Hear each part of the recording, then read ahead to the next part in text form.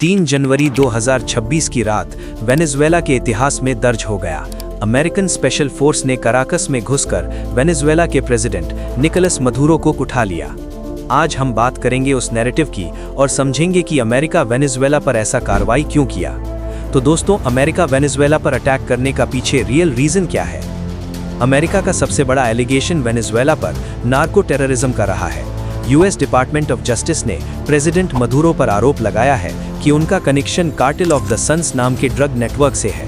America का दावा है कि वेनेजुएला के कुछ ऑफिशियल्स कोलंबियन रेबल ग्रुप्स के साथ मिलकर कोकेन ट्रैफिकिंग में शामिल रहे हैं, लेकिन इस एलिगेशंस पर मदुरो सरकार हमेशा से इनकार करती रही है।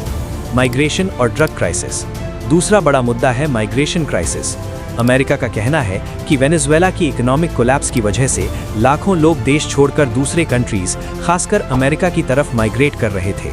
यूएस पॉलिटिशियंस का आरोप है कि इस सिचुएशन का फायदा क्रिमिनल नेटवर्क्स उठाते हैं, जिसमें ड्रग्स जैसे फेंटेनिल का इलीगल ट्रेड भी शामिल है। लेकिन एक्सपर्ट्स मानते हैं कि माइग्रेशन का मेन रीजन इकोनॉमिक क्राइसिस है, न कि कोई प्लान्ड स्ट्रैटेजी। वेनेजुएला के पास दुनिया के सबसे बड़े ऑयल रिजर्व्स हैं।